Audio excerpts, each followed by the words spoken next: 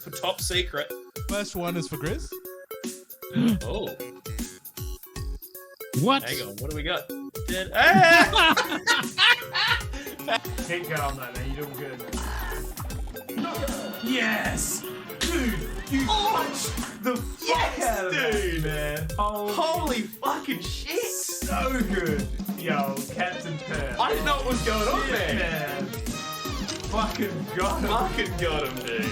Holy shit. Dude, good game. Fucking good game. Are you ready? I knew it!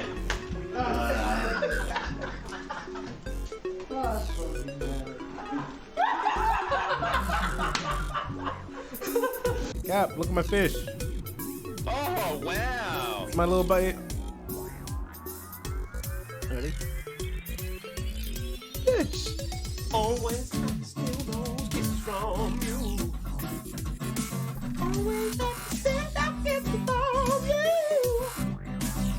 Always have to send those kisses from you.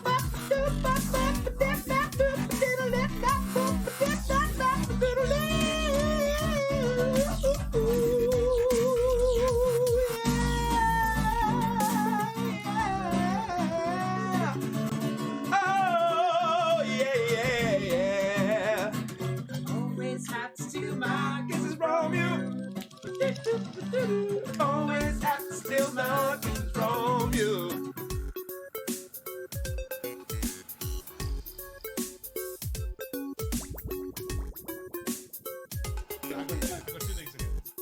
Oh! Alright, let's Okay. show us what's in the box. Top secret. First one is for Grizz. Oh, What? hang on, what do we got? Keep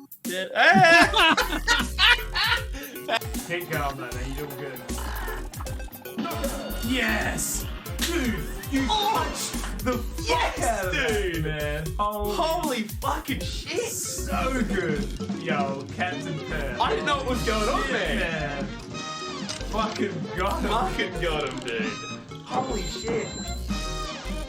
Dude, good game. Fucking good game. Are you ready? I knew it!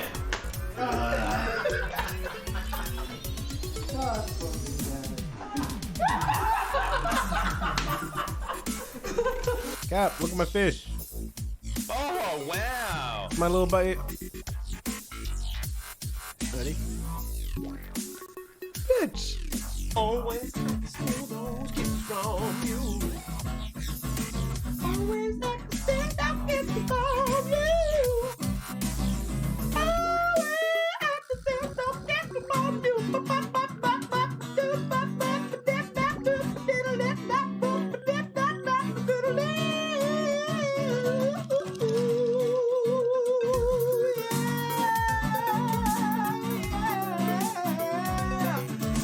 Oh yeah, yeah, yeah.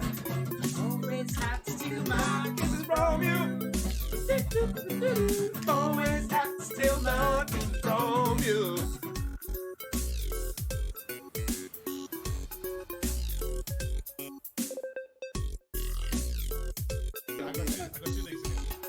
Oh! Alright, let's Okay. show us what's in the box. Top secret.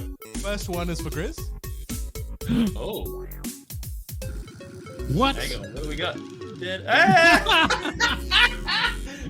Keep going, man. You're doing good. Yes!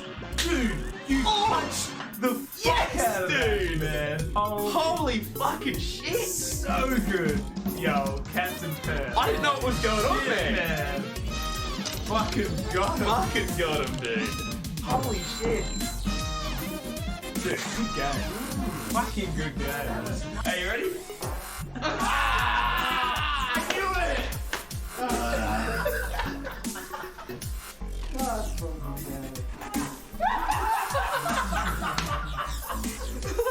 Cap, look at my fish.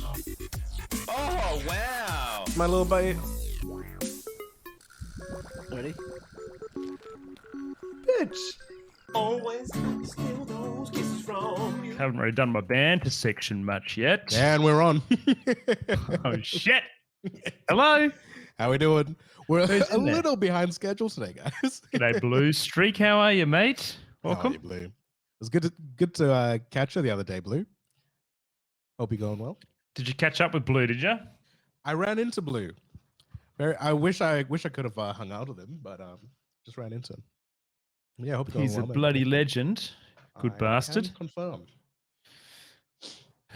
Not by choice. not by choice. Got him. I like it. We just went for the old capo. G'day, Mutant Hippo. How are you, mate? You're an hippo. G'day, mate. Nice to How see you. are you? I've been speaking to Mutant Hippo on the old World of Warcraft, Oh yeah. I believe. Yeah. Well, I'm getting a call. Let's cancel that. Enjoying the Drakthea class, Mutant Hippo. The Preservation Drakthea class is fucking awesome. So much good AoE healing abilities. What is this? Has the new patch launched, or is this in preparation? Yeah, they got a bunch of pre-patches where they're like slowly Ah. releasing content. Gotcha, So gotcha, they've already gotcha. released the new class and Okay. the bits and pieces, and yeah, we get everything else 30th. Man, there's too many games dropping at the end of the There's month. so Pav. much, dude. Yeah. Like there's God of War, there's Pokemon, there's this. What time? With what time are you gonna play any of these? Also, Darktide, man, drops as well. Which one's Darktide? You talked about this one, haven't you? So yes, Cap and I are going to talk about this at the start of the Twitch stream, but we have been playing once again, it's got like a pre-release thing. You can actually play the game now if you buy it, and use some of the content and stuff. It's pretty good. Interesting. Watching some YouTube on the healing classes. Yeah, man, they're fucking great, man. The Drakthea AoE heals is just so satisfyingly nice. You can like fly over the raid group and a dragon and heal them. AoE and a bunch of stuff. G'day, Moosey. Moosey. How- Moosey. How are you, brother? There he is. Here he Welcome is, the captain. back. The captain back, has sorry. surfaced. You're up, mate. Surface. You made it. Just for Just you. baby tings. How the frick we going? Hey, g'day, Mutant Hippos. Going on, man. Hippo. Blue Streak. G'day, fellas. Hey, Moosey. How are you, mate? Welcome on in. Hey, Snippo. Snip, snap, doggo. Snippo's been Man going of pokies. ham on TikTok, guys. Oh, really? Yeah, lots of Like- great Kaizo content. We love to Oh, see Very fuck good. yeah. G'day, Lee. Lee. Lee. Welcome. Now, I do apologize if you hear an angry baby in the background, but I literally can't do anything about it. They are a force unto their own. I need to make sure that I press record, boys. Yeah, chuck record on now. So you're going to get a video file as well, right, Pav? Give me the video. I'll strip the audio. just upload it to like Google Drive and then flick it over. How hard is it to get our video pods back? Oh, we can do it. It's just time. It takes like an hour and a half to render the video initially, and then another hour and a half for it to publish to the distribution. Is this something I can Makeup. help you do? Split the load? It's like I don't have to actively do anything. I click the thing, and then I have to wait an hour and a half. And when we finish podcast at 8:30, it's just I'd be going to bed at 11 o'clock, if at the Snippo. earliest. 87. Whoo! Snip, You, fucking, you gymming. you're only slightly heavier than me, mate. I'm 84 at the moment, I think. Something like that. All right, shall we kick this into gear, fellas? Let's do it, mate. Yep, let's fucking Are do it. you ready? Do Let's do it, baby. we chucking our timers on? Oh, yep, good idea. Personal weight training. Fuck. Yeah, you should gain a bit of weight with that too, Snip. All right, and we're live in 3, 2, 1.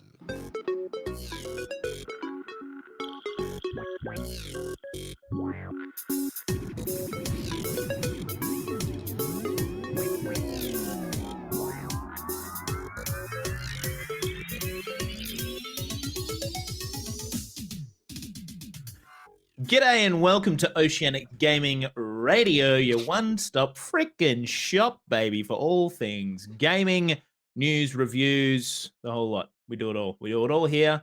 We don't stop at nothing to bring you the very fucking best that Australia has to offer in terms of gaming fucking goodness in your ears at all moments of time, whenever you could possibly want to. Anyway, I'm going to stop rambling. My name's Gappo. Great to have you. You can probably hear my son Theo in the background. That's him. And alongside me, as always, is Pavloverface and Grizzly Gaming 86. Fellas, how the frick are we? How are we doing? Ahoy, hoy. Hey. I'm doing good. How are you, Pav? You good? Yeah, I'm going all right, man. Going all right? Yeah, good. Glad to be here. Thanks for having me back. I'm glad you're here too. Yeah, we almost cut you. No, I am bloody glad you're here too, Pav. Very what's new, glad, mate. Pavlich? What's no- the news?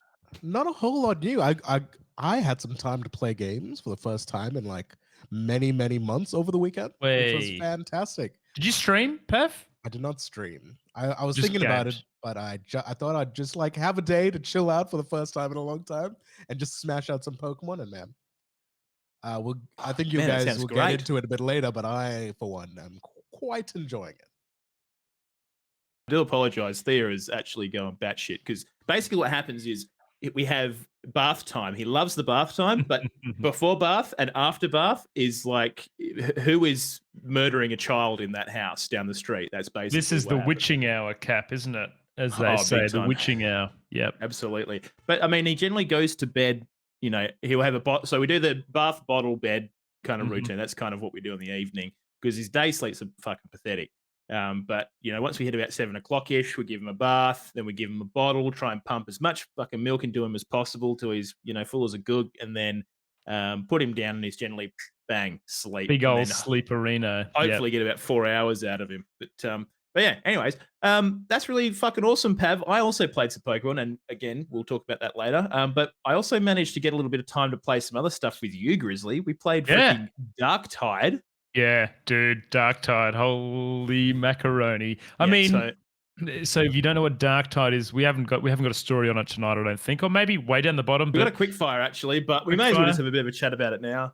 yeah, so it's the Warhammer 40k version of the Vermintide games, if you ever played those. So set in 40k universe, which is futuristic.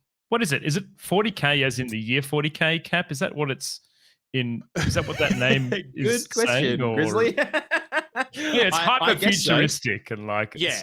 yeah. Well, it's kind of hyper futuristic, but it's also very familiar, right? Like it has like it's kind of like Gothica in space, yeah. right? Because you have all these like all the ships are kind of these like weird cathedrals that fly in space, and then there's like you know, there's all this weird shit going on with like you know, mutations and like, you know, half technological human beings and, you know, half, you know, humans basically. And Now you say that, the soundtrack is kind of gothic mixed with like some real pump and fucking techno kind of yeah, It's like great, it's fucking Eurobeat shit. Yeah, it's Yeah, fucking loved it. really good. But yeah, we sort of dipped our toes in it yesterday because it's available for kind of like pre-release, I guess, before it goes fully live on the 30th. Yeah. Which again we'll talk about more a little bit later. But we played the game and it's fucking excellent. Like it's a great shooter. I was playing. There's what, 4 different classes, Grizz, or 5? Yeah, 4 classes, yeah. 4 maybe classes. 5, yeah, something like that. I think it's 4. So there's marksman. There's the telekinesis bloke. There's Mhm. another guy who I guess is like some other thing that we didn't touch on, Mhm. and then the big brute who I played, and then Big Grizz brute. kind of played you know, everything but the brute essentially. Yeah. And yeah, like you choose your characters, and they all have different passives, and like you know, the structure of the game is like you do mission to mission. So you load in, and then you're kind of doing these kind of like horde mode like levels where you're trying to get things done whilst repelling hordes and special enemies and stuff. I want to It's kinda say like that Left it's 4 Dead. yeah, it's kind of like Left 4 Dead, but in the same time, Cap. And I don't know if you find this, but I actually find both Vermintide had this as well. It's quite different for Left 4 Dead. I think there's more focus on I don't know whether it's like abilities or classes, maybe. I don't know, but I find the actual gameplay to be quite different. Yeah. But in terms of the idea, you're working your way through this set stage, and there's hordes of enemies that come, and there's specials and bits and pieces that you fight and things like that. So Yeah, I think. cool. I mean, if people have played Vermintide, it's a similar kind of. It's a similar take on that same kind of I guess, genre of game, but it definitely leans a little bit more heavily into the ranged combat, which I think is nice. It's kind of nice that the ranged combat and the melee combat are kind of even, but your class kind of dictates how melee or how ranged you are. Like the bruisers, basically, like you pretty much you very rarely use your fucking he gun. gets like an extra fucking 150 HP than everyone else, and it's just like this beefcake. And I think his passive is to give the rest of the team survivability or something, isn't it? Like armor or something like that. Yeah, well, your health bar split into like toughness and then actual health. And I'm pretty sure like my character is like passive toughness regain, because it's kind of like Halo where you have your underlying health bar, but you have a shield that will reload if you get out of combat for a little bit. So it's kind of like that. And so yeah, innately my character will give you a passive to that. But yeah, the gunplay feels really good. And I mean, it's kind of got that same kind of Vermintide melee that, you know, you have the whole block and push and stamina thing that you're kind of trying to juggle whilst also trying to kill hordes and hordes of enemies. We progressed to the second level of difficulty. And like, oh my the God, jump it was fucked up. dude. It was so hard. It was so hard. Like, but very insanely rewarding difficult. too. We managed to get through it. It was okay. Yeah. I was telling this to Pav in the pre-show as we were having a chat, Cap. Just at the amount of quality games that are around to play right now and coming out in December is fucking ridiculous. We've got the World of Warcraft, some with arguable quality. Some with arguable quality, which we'll get talk to. about. Yeah. We've got the Dragonflight World of Warcraft X-Pack coming. We've got Darktide being released 30th of November. We also have God of War, which is out right now. We've got Pokemon. Just so many fantastic games to try to play and get across. Absolutely. Yeah, it's an exciting time to be a gamer. And it's a difficult time for me to try and experience all these games because I don't have an awful lot of fucking time up my sleeve. But I'm doing my absolute fucking best so that I'm actually relevant on this fucking podcast. But yeah, me too, mate. But yeah, it's a juggle, mate. It's fucking hard having all these games at the same bloody time and trying to give them all a little bit of attention so you can kind of understand what kind of stuff you're dealing with. But I think honestly, I've kind of touched most things in general on this run sheet, apart from, I've downloaded Warzone, still haven't managed to jump into it yet. I'm sure we'll find a moment. Yeah, I'm sure we'll find a moment in time to kind of give that a crack at some point. I don't know, maybe we'll give it a crack tomorrow night or something. I think I have a little bit more time up my sleeve then, but yeah, I don't know. It's awesome. There's so much shit out and so much shit it's great, coming. man. Exciting. Yeah, I get 2 weeks off over Christmas, so going to be using that time wisely to. Anything else over your weekend, mate, or is it just mostly? Apart from Darktide and video Gamaliing, my wife is actually like struck down with the flu right now. She's running a 38-degree temp and just feeling hot Gabaggio. So when you told us that lots of fertility work, you wrote it in the Facebook chat that she had a 28-degree temperature. And I was like, get that woman to hospital immediately. Mate, but apart from that, what else? I've got a couple of shows coming up, so we're kind of like prepping for those. Got a jam on Tuesday next week to prep for that and everything else. But yeah, mate, things are good. Life's good. Awesome, I cannot wait for Christmas. Favorite time of the year every year, Cap. Christmas time. Christmas is so good. Love the Christmas carols, which I haven't told you guys yet, but we're going to have them behind us in our podcast. Just Christmas carols going as we talk about video games. I'm glad you asked for my permission. Well, as long as it's not Mariah Carey, I wouldn't give a shit. But we'll have to find some what do you call it? DJ Francesco Christmas carols. Oh yeah, hell yeah! Sure, we can get the DJ Francesco remix on that. DJ Francesco. Yeah, there we go. Add a couple of bells. Well, that sounds fucking excellent. Well, look, before we jump into anything, as always, just want to thank our wonderful Patreons for continuing to support this little podcast of ours. You guys are financially dropping a little bit of cash in our Patreon pocket, and we appreciate you guys immensely. Sukai, Moosey, Caging Runt, Sergeant Paul, Lee GD, and Jay Libs. Guys, thank you so much for your continued support. That money might be going towards a Twitter check mark. according to the random fucking poll that came out today. Yeah, that was I me. had no idea. I Chris think the basically community asked- has well and truly put that one to bed that we are not doing that. Yeah, we are definitely not spending our Patreon money on getting a Twitter blue check mark. I mean, Yep. honestly, the fact that you can buy it, it just completely invalidates it in general. Like, what it means nothing now. It absolutely is so bullshit useless. Like, what they should have done is they should have made it so like you can like become like verified or something, and then had like actual like I don't know, like mega accounts or some shit that is like, this is actually, the Pope, or whatever. Like, this is confirmed the Pope. That you get a special other thing next to it. Like, fucking Elon Musk, what are you doing, you idiot? Elon Musk is making a bit of a meal of Twitter. I've seen all my fucking mutuals going and making accounts on other social media platforms because they think Twitter's just going to explode and not exist anymore. So, well, it was interesting. I saw the other day he posted a tweet saying, "Oh, I'm turning off all these useless microservices that Twitter's running, and because microservices are like these small little things that run in the background in overall the program and do different bits and pieces." And he basically insinuated that there was all these microprocessors that didn't need to be running. And when he turned it off, the the two-factor authentication for Twitter shit the bed. Yeah, fucking useless, isn't it, Elon? You bloody dickhead. Anyways, but yeah, so enough about Elon Musk. But yeah, so now what I was saying. We've patrons, you guys fucking rock. Now, on the podcast tonight, we've got a big old freaking menu, baby. Pokemon has released to a very varied critical acclaim.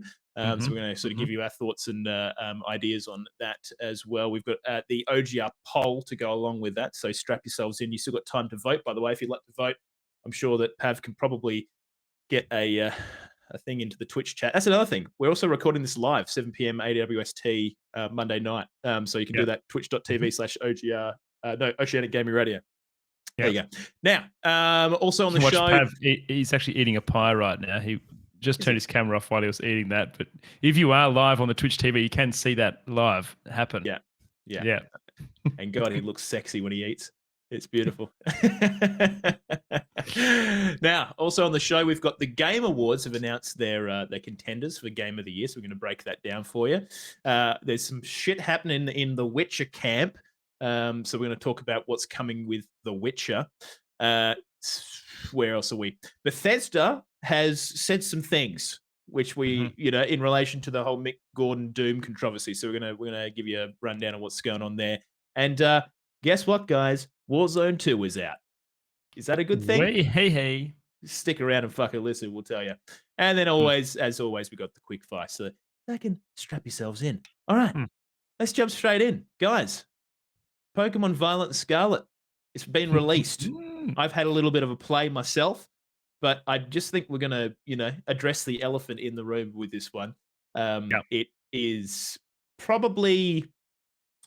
it's probably the saddest Pokemon release, I think, in terms of like, I guess, overall critical acclaim. It's not performing particularly well on the Switch. Now, I just want to kind of get this out because this is my honest opinion about it, right? So basically everyone's complaining about, there's a lot of graphical bugs happening. There's a lot of just bugs in general happening in the game. It runs like utter garbage. Like, there's a couple of times when I was playing and, like in the background, you literally have things moving at like 2 FPS to reduce strain on the Switch.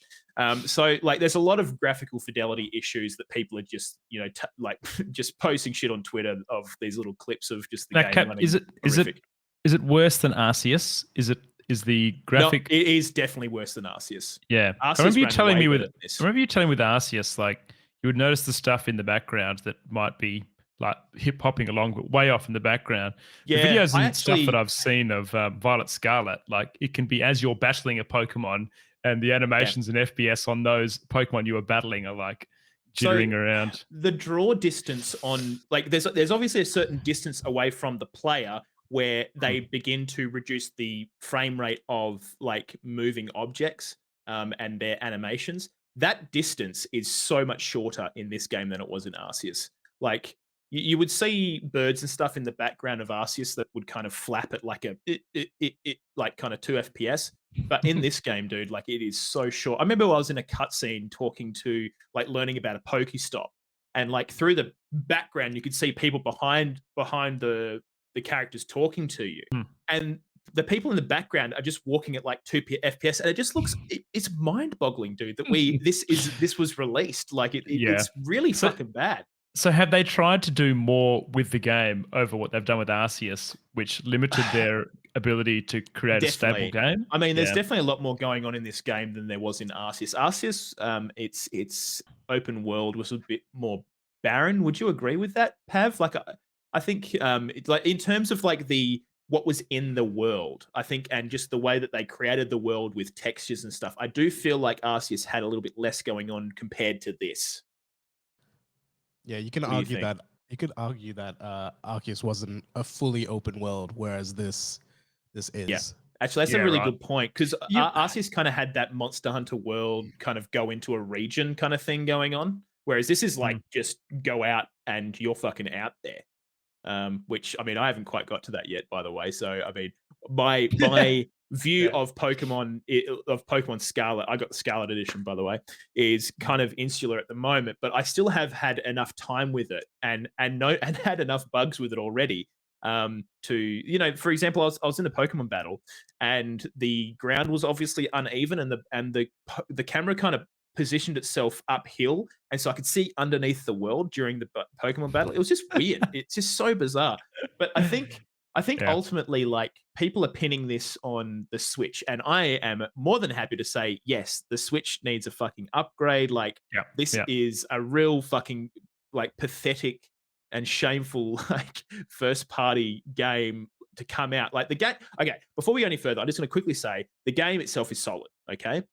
But I cannot even fucking like understand how they let this get out.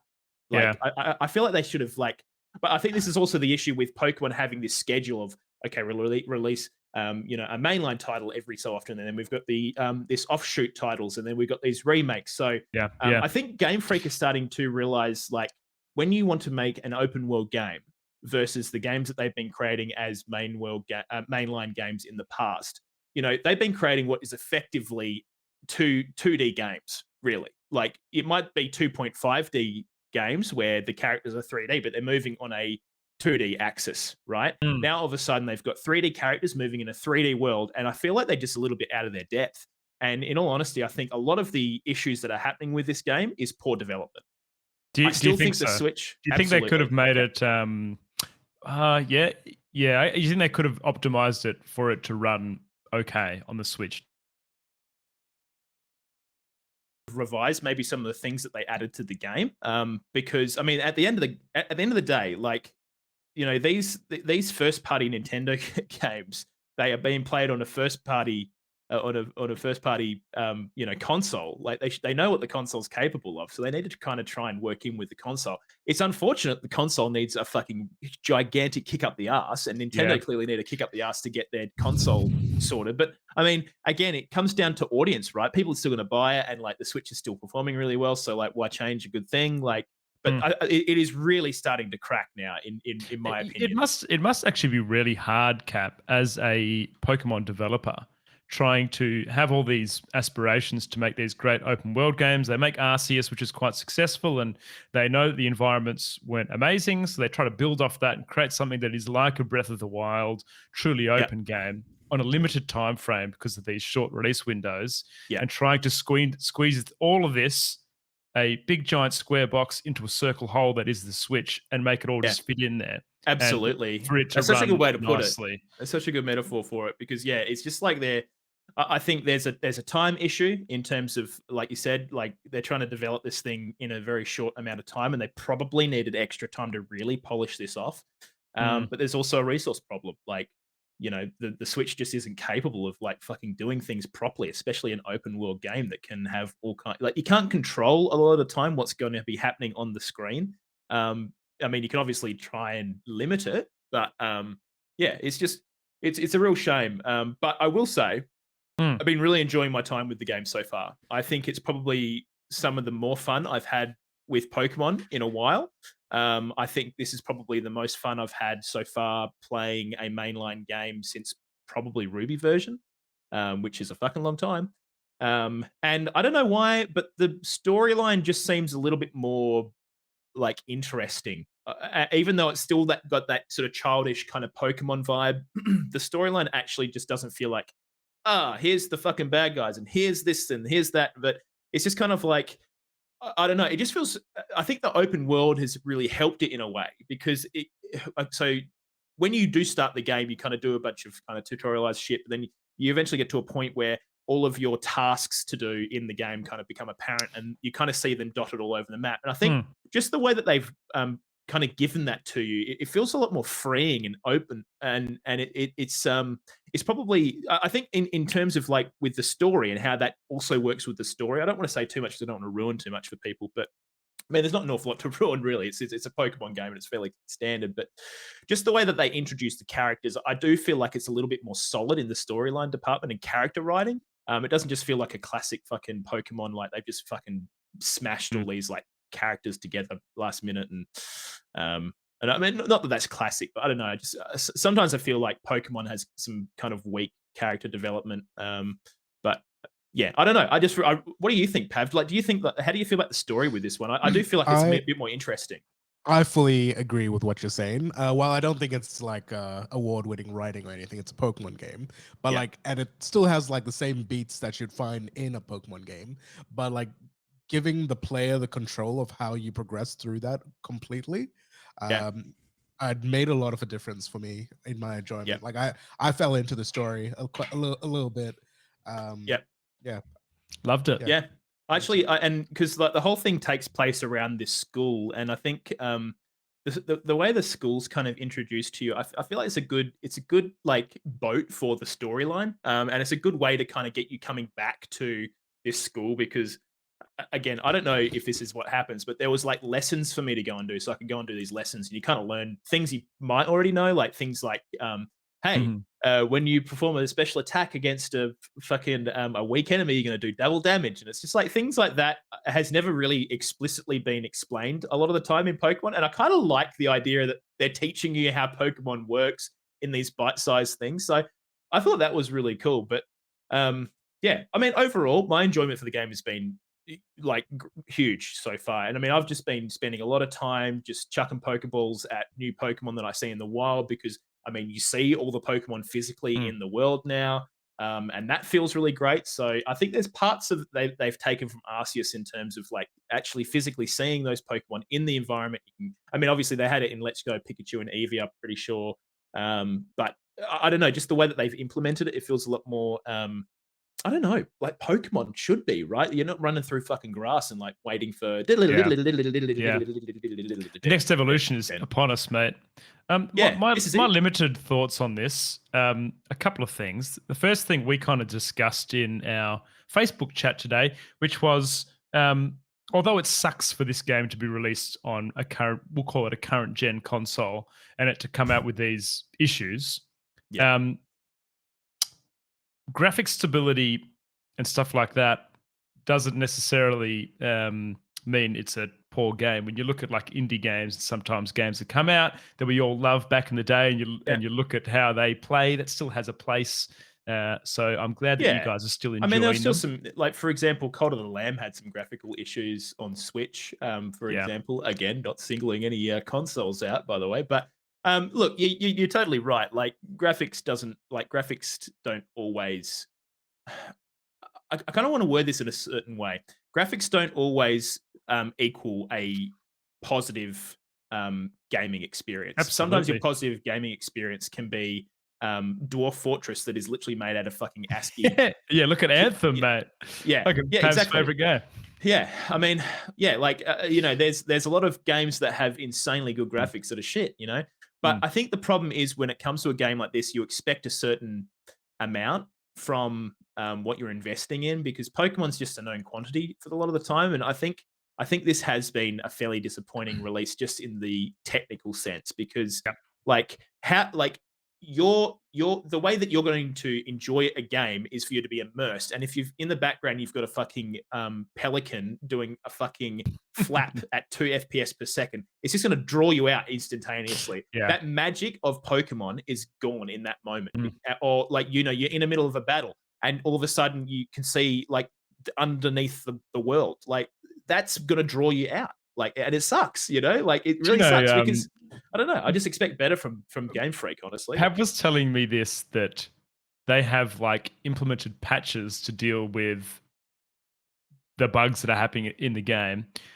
Yeah, well, I'll get there, Pav. But you were saying that you fell through the floor and then they basically made it so you couldn't collect checkpoints by wandering anywhere on the map where you wanted to wander through the floor. And they did that by like applying like a patch to the game so that you once you get under that layer that you couldn't go and collect the checkpoints and stuff. So that it's kind of like, oh yeah, you so know you what I can, mean? yeah, with you.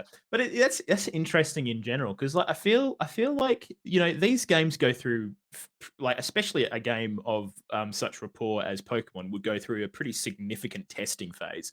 It just blows my mind that, I mean, it's obviously in their mind.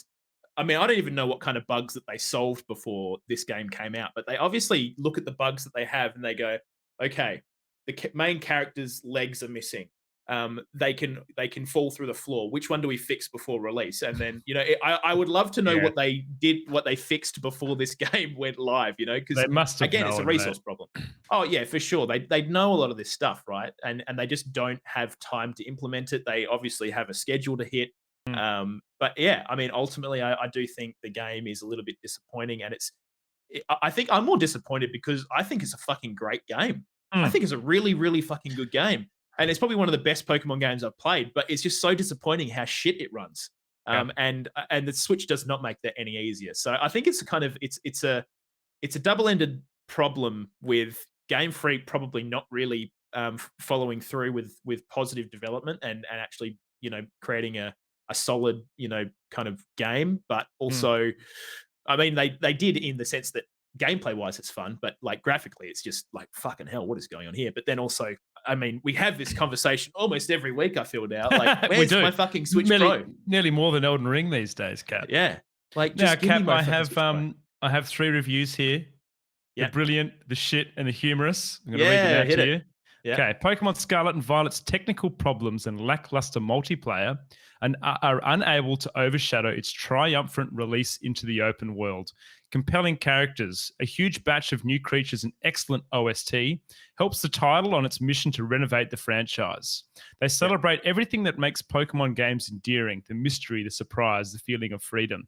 And doing so create an experience that is probably the best in the main series. So that is brilliant. You agree with anything in there, Cap? There's parts I'll definitely take out of that. Like the music is fucking really good.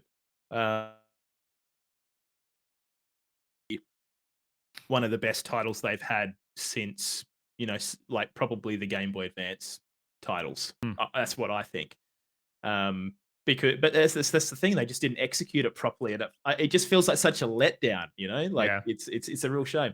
So even that brilliant review had reference to the lackluster performance in it because that was the main themes that I found. Yeah. Right. So the shit. So be prepared. This is pretty fucking out there, right? Everyone giving this game more than 5 out of 10 points is straight up lying. The game is the worst running game I've played in 20 years. No one can tell me that Nintendo didn't bribe someone to even legally release this game. It has a memory leak. It's running at 20 FPS or less, and it crashes. 1,000 technical problems. It's unplayable from a technical standpoint. I don't care if it could be the best Pokemon game in the gameplay or the story. A $60 game from the biggest franchise in the world should not release like this.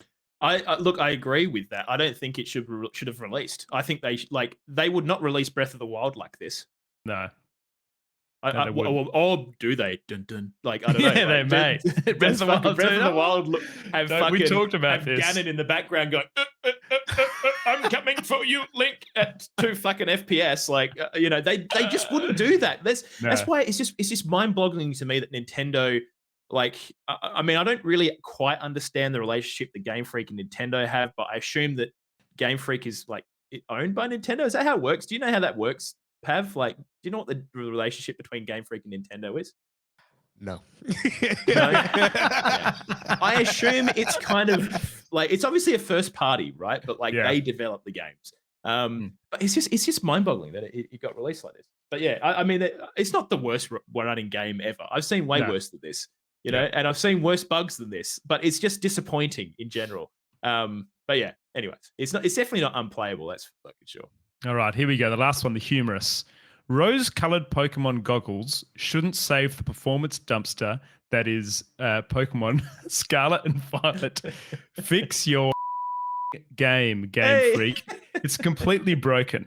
If you don't fix the game, I'll be doing more review botting, which makes my next point, Cap, that most of these are probably fucking review bots that are giving these bad reviews. Oh man, okay. Wow. Yeah. How's that for a threat? If you don't fix your game, I'm gonna review bot you. Fucking loser, grow up. I do like the rose colored Pokemon goggles though. I thought that was a nice little statement in there. Oh, look, I mean, that's literally like that. I think that's why. I mean, this is the problem, right? Like, it's still going to sell a shitload, almost certainly. But it's just one of those things where, yeah, it's unfortunately the rose-colored glasses kind of get you over that hump. But like, I mean, if this was like some unknown, unnamed game, people just wouldn't play it. Yeah, true. Absolutely. 100%. They'd be like, "What the? This game is running like garbage. Why would I play this game?" So yeah. Anyways, it's a real shame. But I mean, I have been enjoying my time with the game. I must say. But like, yeah, the graphical issues overall, a little bit of a shame.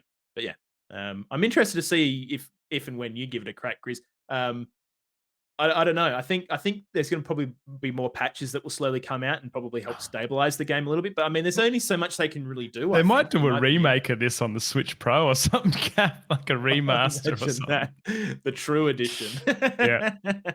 Now, Grizz, in tandem with this subject, we also released an OGR poll, as we do every weekend. If you guys want to go and vote in our OGR polls, all you got to do is go and follow us on twitter.com/OGR show, and you can vote on our Twitter polls every weekend when they come to you live. Generally a Saturday or a Sunday, but sometimes it's a Monday morning at 8 a.m. because we forgot to do it the night before. So there you go. Anyways, we wanted to know who bought what version. So we want to know whether you were Team Scarlet or Violet. Those are the two Pokemon versions that came out. And yeah, we want to know, how your experience was, and the good, bad, and the ugly. So, Grizz, do you want to just tell us the breakdown of the? Pav, yes. I just want to put in. This is one of our best polls yet. 41 votes. Yeah, that is a lot. People are playing. That's nearly half the amount of Twitter followers that we've got. Just about. Yeah. Hey, go on, mate. Follow us on Twitter. Yes. Yeah, freaking follow us, will you? Well, Cap, it actually skewed a lot at the start. I remember we had that discussion, but it turned out to be reasonably even. So we had 46% saying they voted for Scarlet and 53% taking the win here, saying that they bought the Violet version of the game. Fuck yeah. Pretty close, mate. Pretty close. So I am on the lower end of the, because I got the Scarlet version. Okay. So I'm a Scarlet boy. What was your thinking behind getting the Scarlet version, Cap? I just thought caveman stuff was a bit more interesting, and also, I don't know, I'm more attracted to the hot caveman lady than the techno man, the professor. So I don't know. I just kind of found like the way that because like basically the big change between the versions is like you get a different like Pokemon that you travel with, like, or use to travel around the. Which one's world. the one that uses the legs rather than the wheels? That's Chirodon, which is the one I've got. Oh yeah, I would go that shit for sure. Yeah. Whereas I don't know, I saw the flying version of the Violet Pokemon, and it just I don't know, I just couldn't do it. I was like, this is ridiculous. Like, just looks like a spaceship just going. I don't know. It's cool. What did Pav go and why? I went Violet. Look, I was very close on the edge between the two because similarly, I think I prefer the Scarlet Legendary, the Chirodon. But I spoiled myself a little bit and saw some of the version exclusives, Oh, and there were more version exclusives that I liked in. cool. But that's purely for my taste. I didn't in this check stuff. that, so I don't even know what I've got. How many, like, roughly how many exclusives we got? 20 per version? each. 20 each. Are Yeah, you in fucking the serious? post game. I won't spoil Wow. anything. In the Oh, is post there a game, it really post-game? affects it. Like there's a Well, post Cap's getting excited now. after the Elite Four. There's a bigger area in the middle of the map that opens up that you can go into. I'm nearly there, but I know what's in there. I was like, those are the Pokemon I want. Yeah. See, I say, is there a post game? And get really excited. But man, when was the last time I reached a fucking post game in any game? It was a fucking while ago.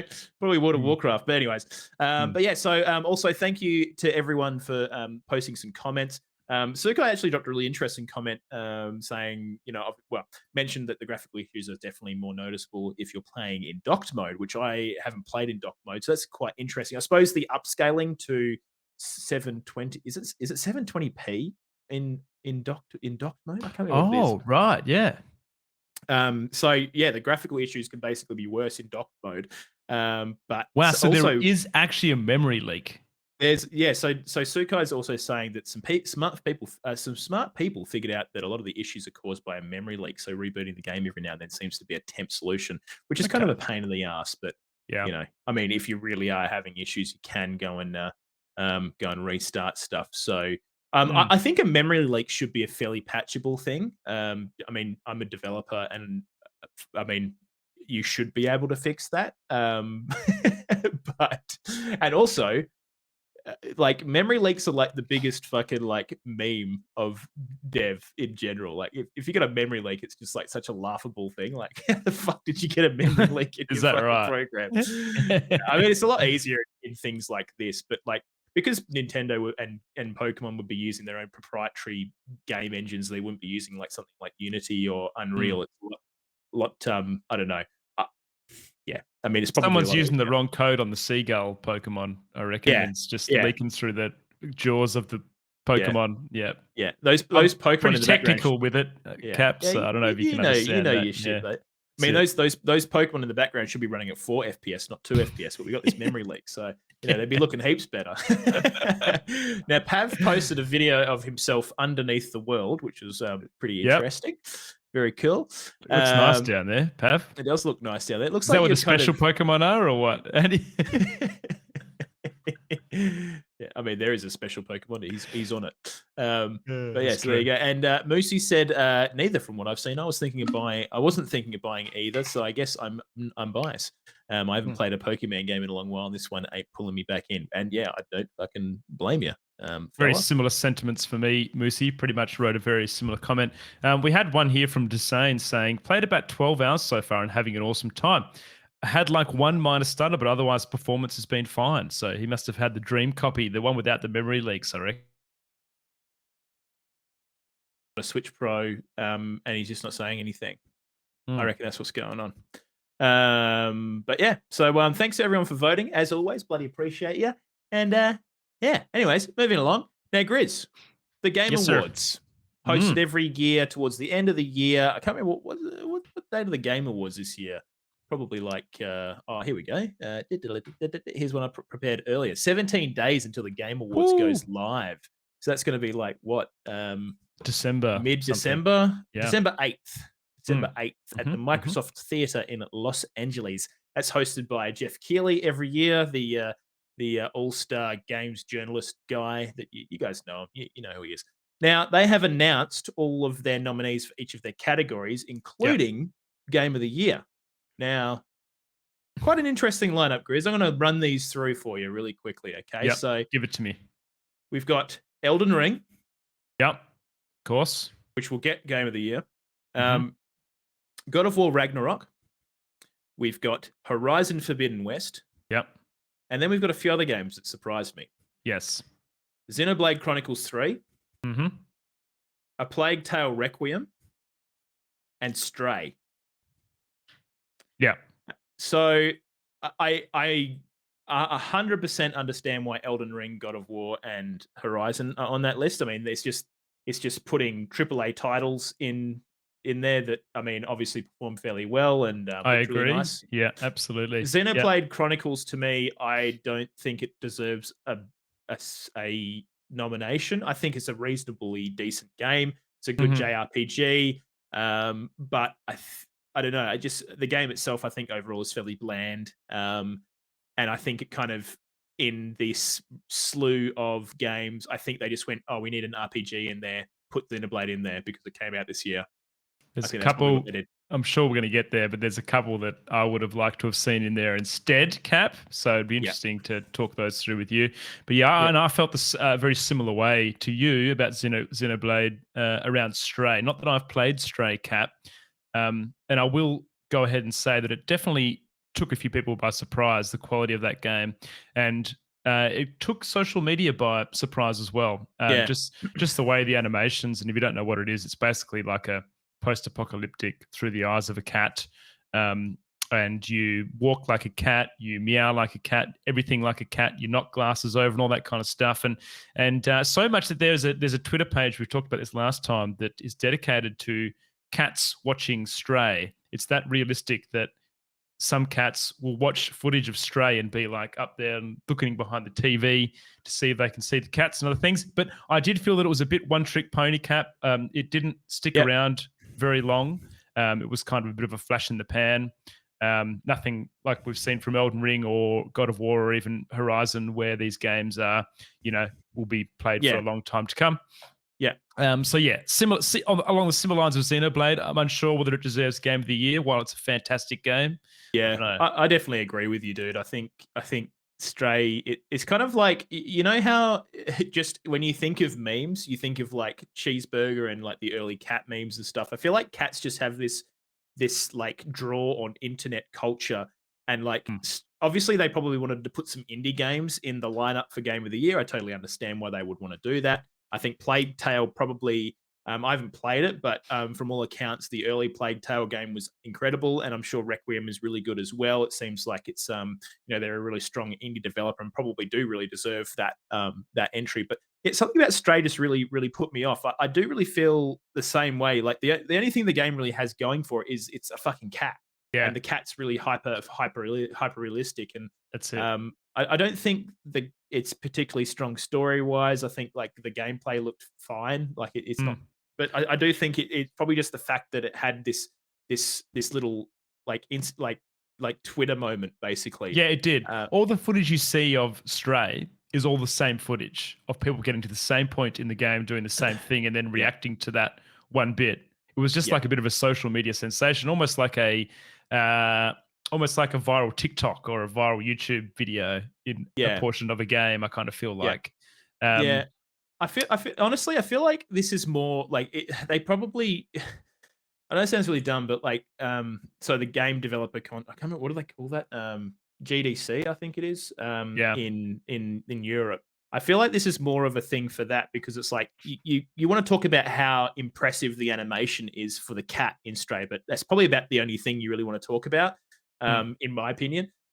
Because I mean.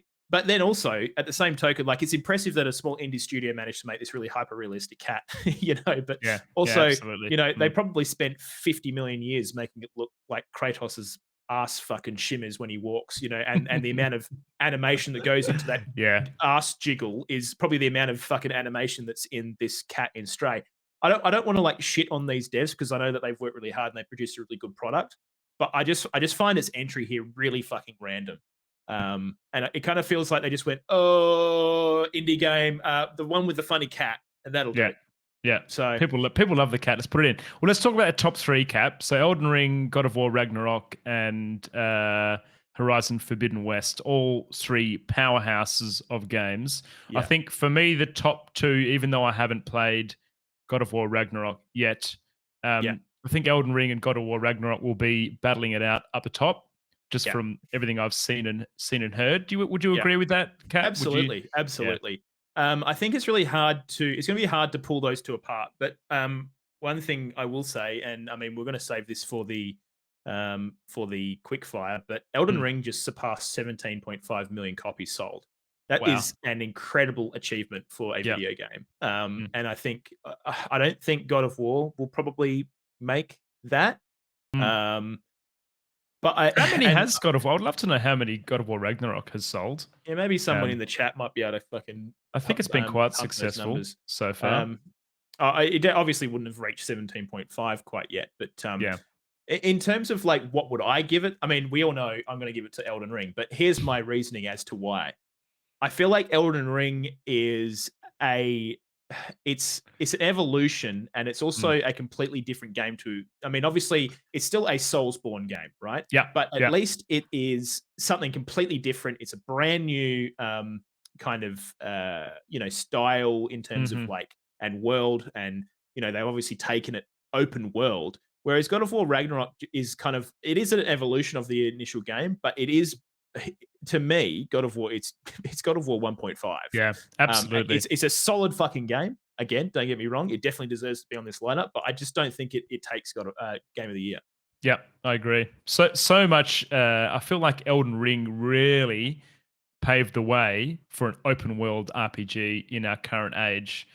In terms of what they give you and what they don't give you, and how you can make a successful game by not giving you a whole heap apart from what you can see in front of you, and off you go. And I think that was reasonably revolutionary in terms of that style of game creation. So, I mean, we'll what's see. kind of impressive as well, Grizz, is like they kind of completely threw away the standard open world cookie cutter bullshit that happens in a lot of open world games, huge. like with Ubisoft games, like go and climb a tower and do that. And a lot of it was just like combat encounters, but it felt like real and like interesting.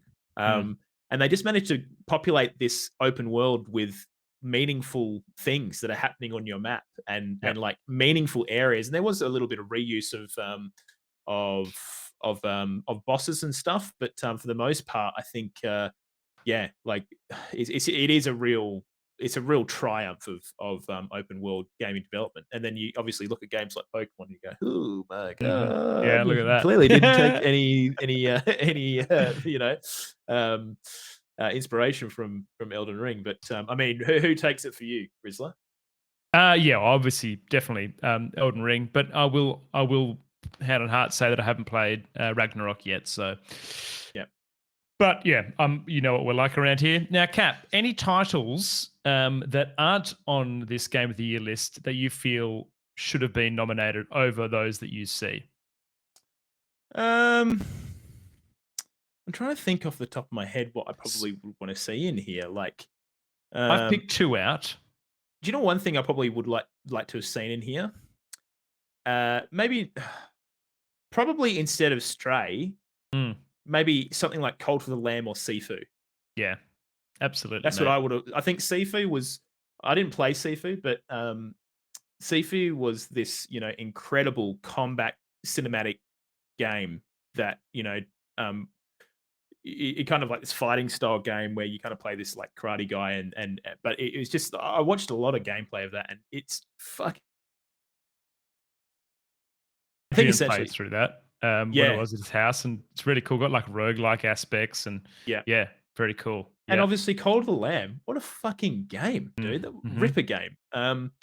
Yeah, I honestly think those probably deserved an entry over Stray, but so Cap, I've broken mine into ones that should be nominated, honorable mentions, but honestly not good enough, and then some memes. So in the ones, obviously I did say Cult of the Lamb, but I thought Tunic maybe as well, potentially. Oh, it's quite a good game. Dude. Absolute banger game. Like, yeah, another classic, real good indie game that's, I don't know, not just a cat. Now, a 2022 release, Cat, that the game under Elden Ring and maybe Dota 2 is my most played for the year, was Rogue Legacy 2. I really enjoyed that game. I don't think it deserves a Game of the Year nomination, but it's up there for me as personal ones that I love. Also, Vampire Survivors, also a great game. Oh, yeah. And Pokemon Arceus was January 2022 as well. So that was pretty good. Oh, so Arceus was out this year as well. So it kind of, I feel like this year's a bit of a fucking blur for me after having had a baby. So it's hard to kind of remember what did and didn't come out this year.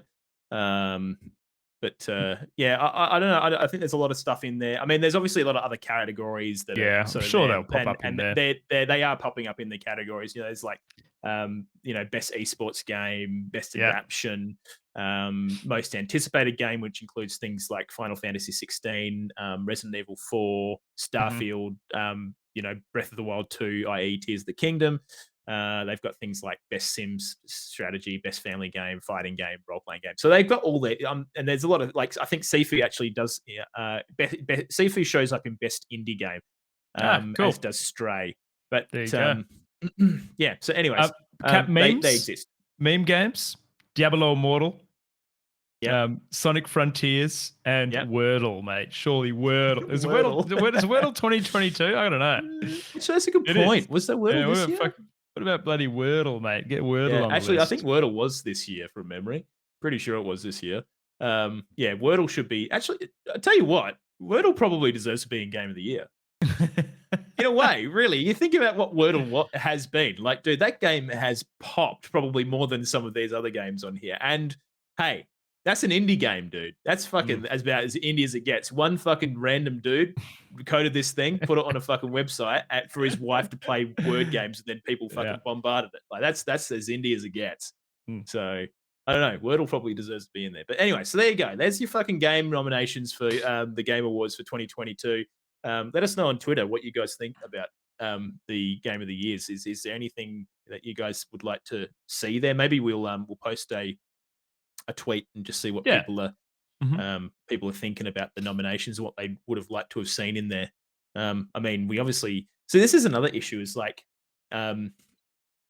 you kind of some things fall through the cracks as well. Like obviously, Dark Tide's not on this list at all in any of the things. Absolutely, yeah. Bit late, is it? Or I guess I it's think a bit released. late, bit too close to the actual date of the thing. So maybe it could potentially show up in next year's. But the problem is, Grizz, like I feel like you have the same issue with like the Grammys and stuff like that. A lot of artists tend to like post their songs close to the Grammys date, so it's fresh in people's minds. Whereas the things that happen after the Grammys become a little bit less relevant by the time the Grammys come back around again. So like Arceus, exactly, like Arceus. So, but yeah, so there you go. Your Game of the Award, the Game Awards, Game of the Year nominations. There you go.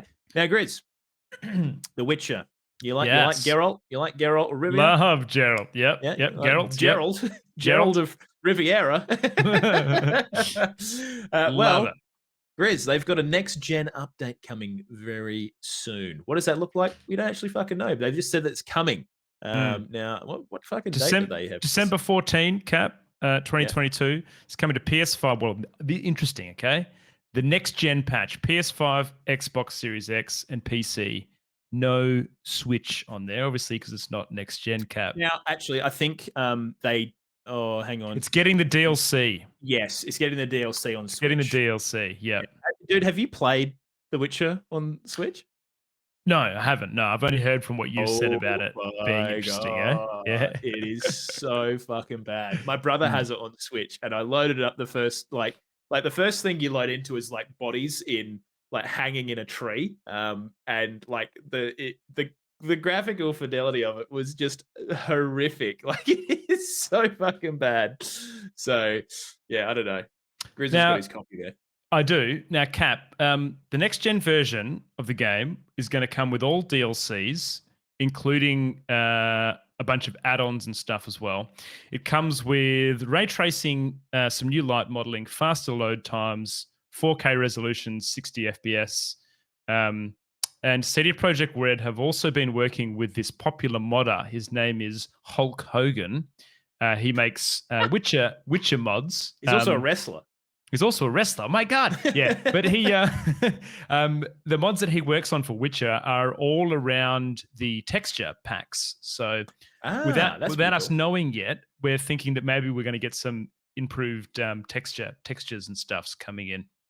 Dude, but what I found cool, bad. Cap, is that if you already own The Witcher 3 on a platform, it'll be upgraded for you to this next gen version. So I'm hoping that my PS4 version is going to be upgraded to next PS5 and chuck it in there.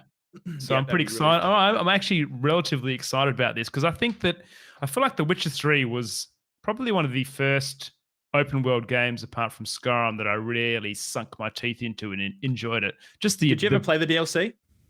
I did. I'm pretty sure. I can't remember whether I ended up finishing it or not. I definitely got through one of them.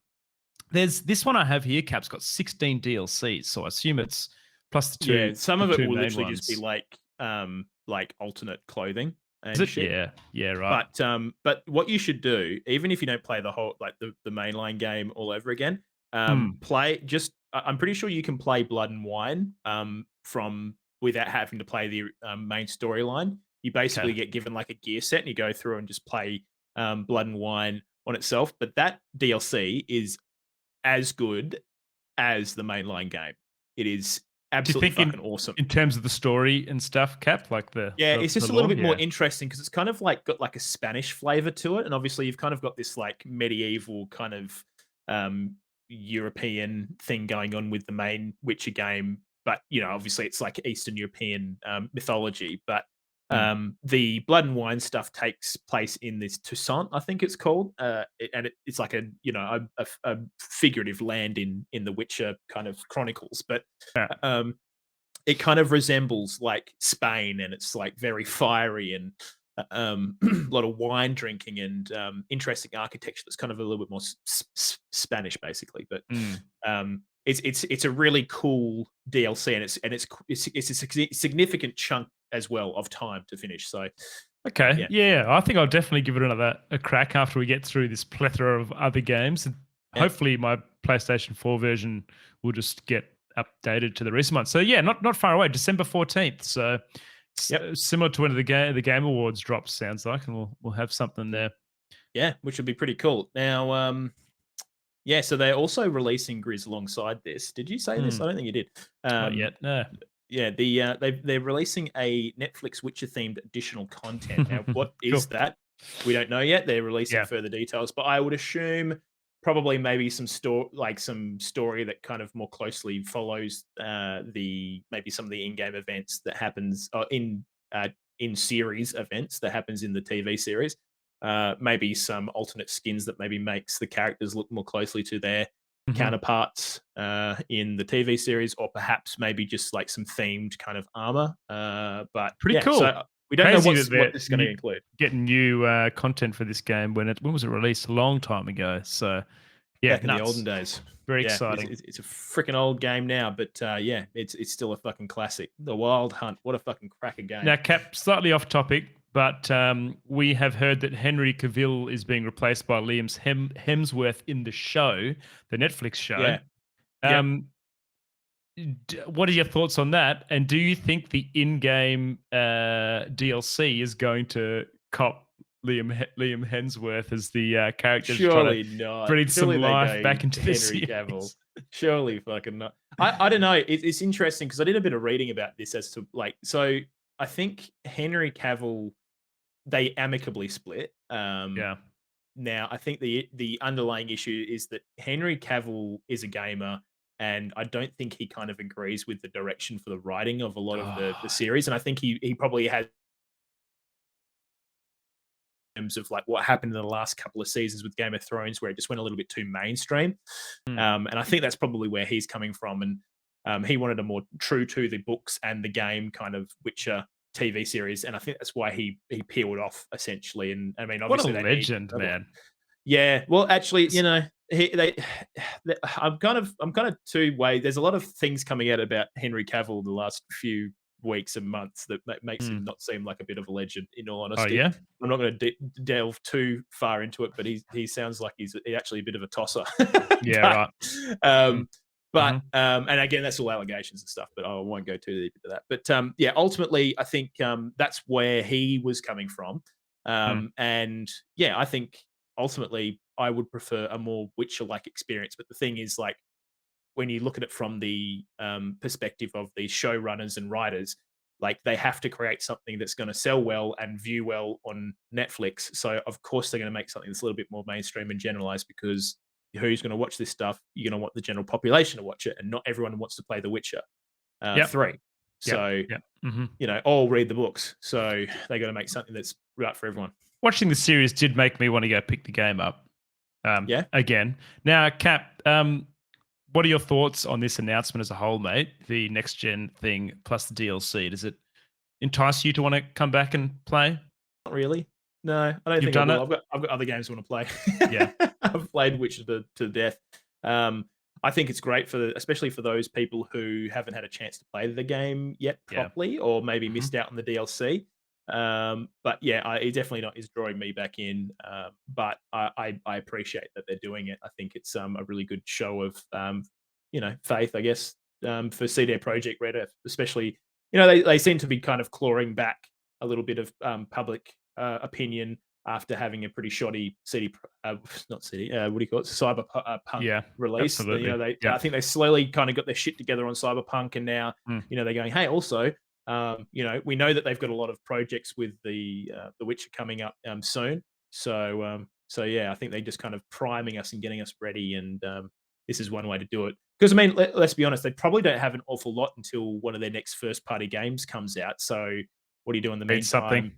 Give Yeah. people a reason to go back and play the Witcher games to get them hyped for the next set of Witcher shit that they've got coming up. And we know they've got a bunch of stuff. Like we've got the remake of Witcher 1, and we've got another mainline Witcher game coming, and another Witcher thing as well, I think, from memory. So Pretty good, dude. I mean, if you haven't played Witcher 3 yet, do yourself a favor, grab the next gen one. You won't be disappointed. I think deep down, it has still a fantastic single player experience, one of the better RPG experiences. And I tell you what, you will get addicted to Gwent because that game fucking rocks when you haven't Gwent's played a it banger. before. But Gwent is good stuff. You can play it on your phone if you want to give it a crack. Gwent is just worth grabbing on your phone. Also, something that gets underlooked as well. You're able to have relationships with very hot women in that game too, can't you, Cap? Oh yeah, Couple of sexy absolutely. scenes in there. Yennefer all the way, 100%. I can't remember her. I think I went Trish. I can't quite remember. Yeah. But actually, no, I think I went Yennefer because she's fucking hot. But yeah, it's So you got to play the next gen version to get the 60 fucking frames per next gen second. titties, baby. Let's go. Let's fucking go. All right. Well, there you go. The Witcher 3 DLC, baby. Now, Grizz, Bethesda. Yeah. Maybe not the nicest people ever. No. Well, look, okay. A lot of this is allegations when it comes. We spoke about the whole thing with Mick Gordon. Marty. Do you want to quickly summarize that so that people know what the fuck we're talking about, Cap? Yeah. So look. So basically, Doom Eternal came out and had a very shitty soundtrack after the initial release of Doom 2016 came out and had a fucking banging awesome soundtrack. People questioned the quality of the new soundtrack for the next Doom game, which was Doom Eternal. One of the lead developers came out and said, "Oh, it's this guy Mick Gordon who was the composer. He's a fucking idiot. He's a fucking idiot, dumbass. Poor work ethic and quality. Go and pitchfork him." And then about 2 years later, Mick Gordon came out and said, I've held my tongue for long enough. I'm fucking sick of this.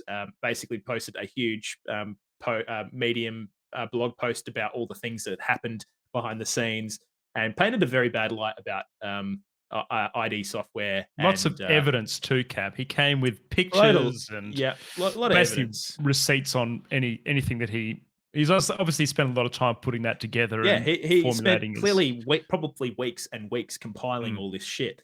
Anyways, so following all this, like it kind of painted ID Software and this lead developer Marty, fucking old mate. Can't remember his last name, but not really Stratton. worth it. Marty Stratton, in a very bad light. Now Bethesda have since come out and said the following.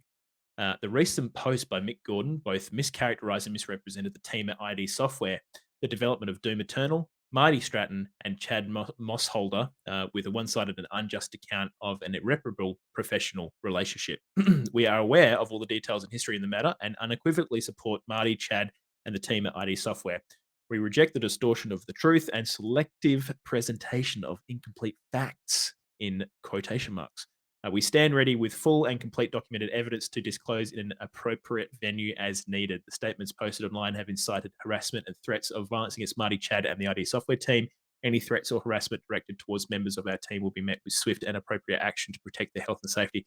We remain incredibly proud of ID's previous collaborations with Mick Gordon and ask that fans refrain from reaching conclusions based on his account, etc., etc., etc. Now, look, that's all well and good, Bethesda. But like, Marty didn't give Mick Gordon the opportunity to come out, and they said this is a one-sided and unjust account. It's not one-sided, and it's clearly not unjust because both Marty and Mick Gordon have both given their side. So it's not one-sided. Like, we know what is available on both sides. If Bethesda obviously Bethesda are a corporation, so they're not going to give you those that complete documented evidence that they refer to in their little statement, because they probably want to drop that in the court of law when needed, not on a public forum. That's exactly where it's going. But it's a shame because I don't think this is quite aggressive, in my opinion. Yeah. And I think it paints a really bad light of Bethesda. It's kind of like, in my opinion, like, I know that there's a lot of people that are cracking the shits at Marty, Chad, and the ID Software team, and maybe potentially, again, it's all alleged, for good reason.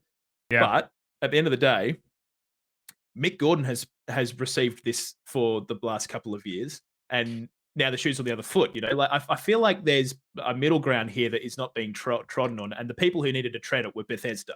I'm in 100% agreement, Cap. This all kicked off with that Reddit post, and it took 2 years for Mick to respond to that.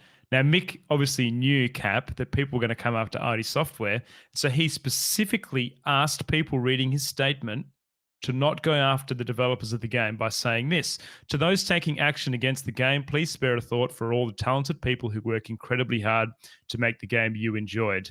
The team's work, which drew critical acclaim, deserves celebration. Their efforts should not be the target of protest." So it wasn't like he wasn't trying to single them out. The fact of the matter is, Cap, is that his statement was so well written, presenting logical facts and evidence, that people felt compelled to speak out against Bethesda and ID Software, etc.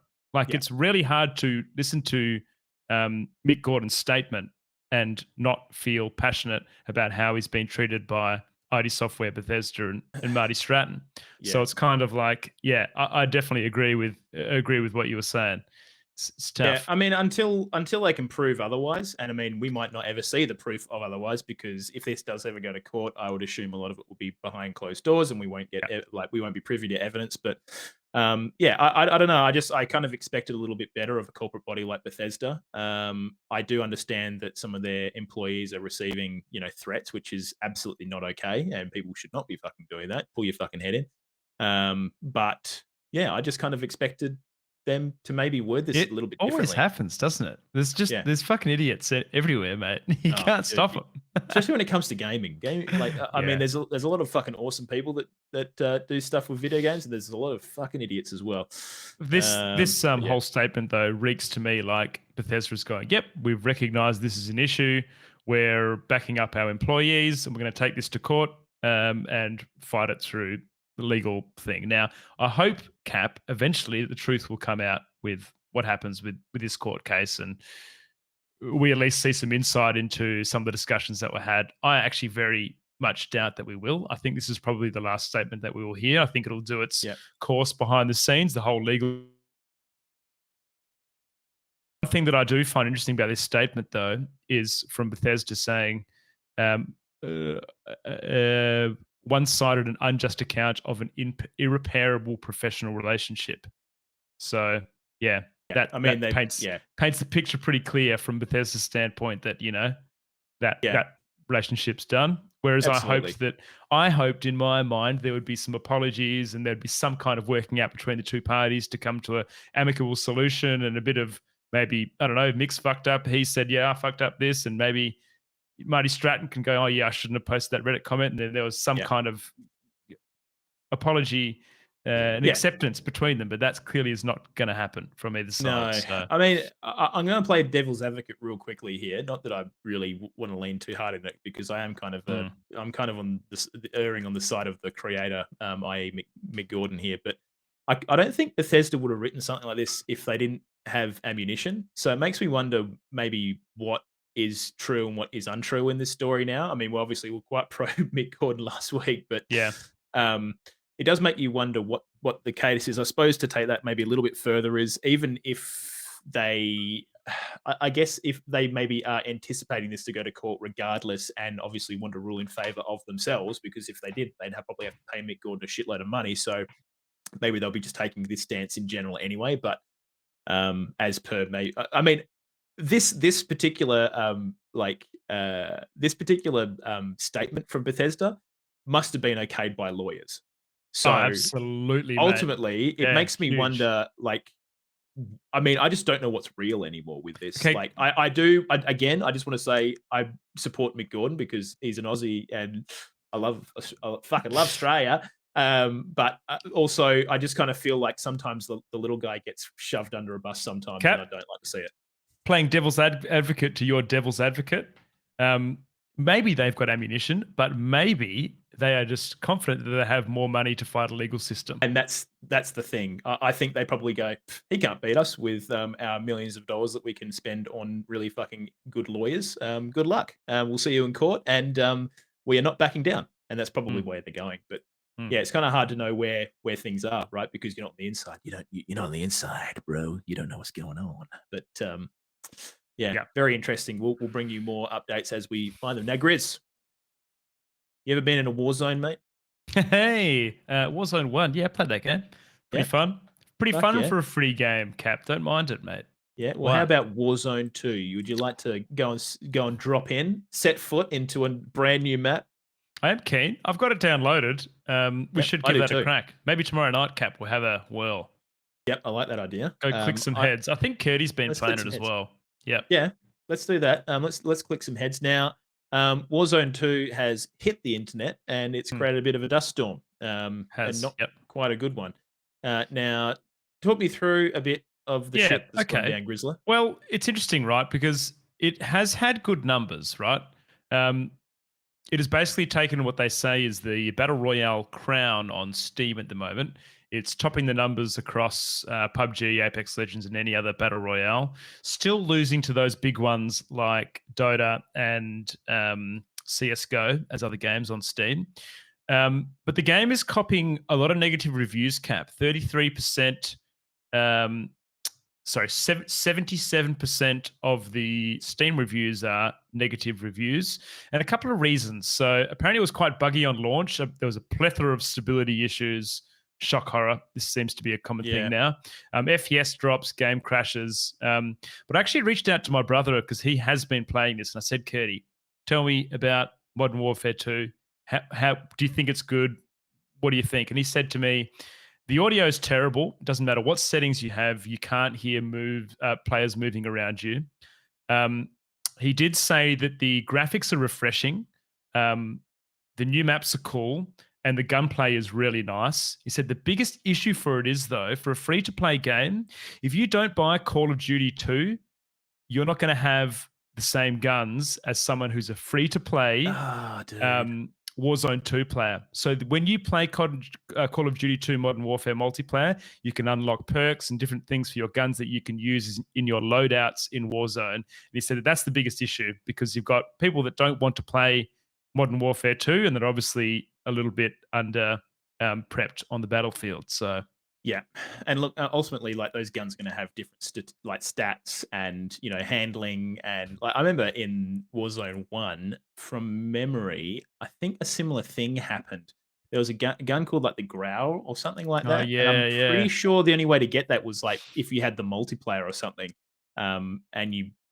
Vaguely from memory, and that gun was significantly better than the rest of the guns, and so people just basically that was the gun you had to have, and so yeah, it became a little bit pay to win. But yeah, it is unfortunate. I think I don't know. One thing that I think has stood out from Warzone that maybe is like a bit of a saving grace for the game is it now has proximity chat.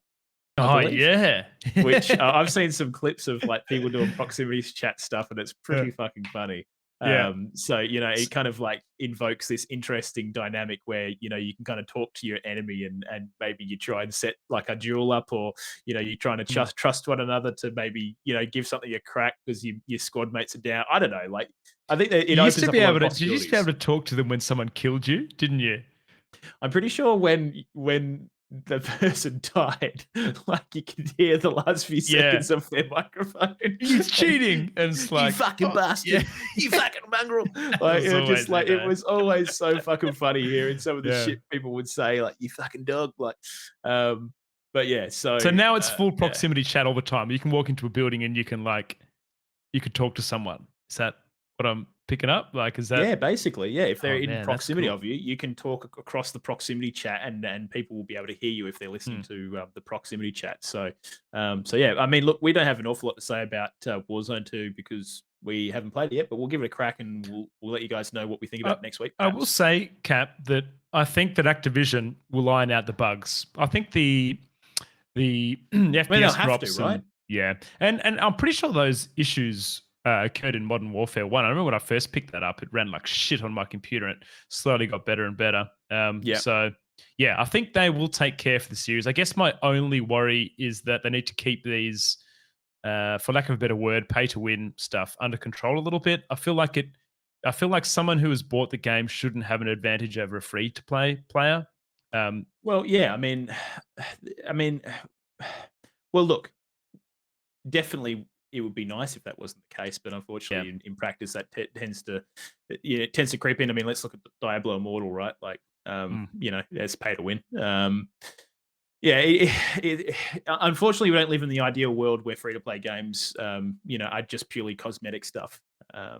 And obviously, I mean, they've released Warzone 2 simultaneously alongside Modern Warfare 2, which is their other Call of Duty game. So they want to try and get people buying that shit. And how do you do that? Well, we're going to get the good guns if you fucking buy our game. So yeah, unfortunately, but I guess I'm not particularly surprised at Activision. But yeah. So anyways, there you go. You got anything more you want to say about Warzone, Grizzo? No, mate, all good.